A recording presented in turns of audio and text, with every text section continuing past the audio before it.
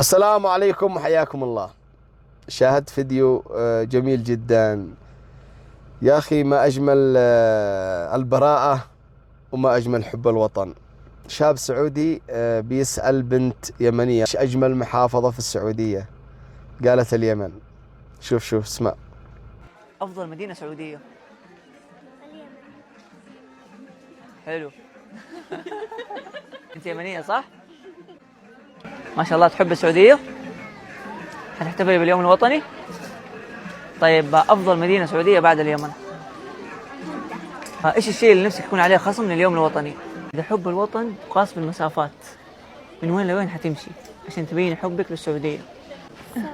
لين السما ما شاء الله. جميل.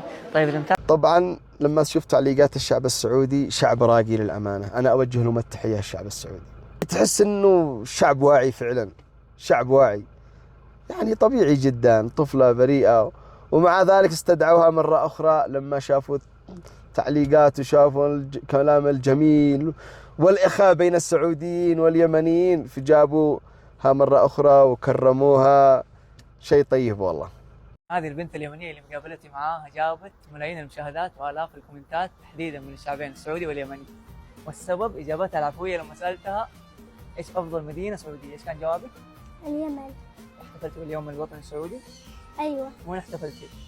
مكان يعني حديقة. في الحديقة ما شاء الله. طيب كلمة تقوليها للشعب اليمني والسعودي، كلمة واحدة للشعبين. شكرا. هذه هدية بسيطة من نيو ماكس، قسيمة بقيمة 500. تفضلي.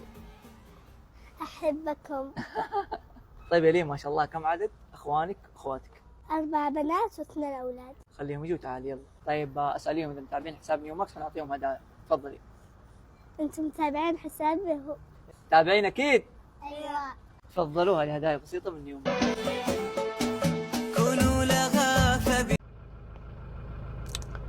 شيء جميل جدا، شيء جميل جدا.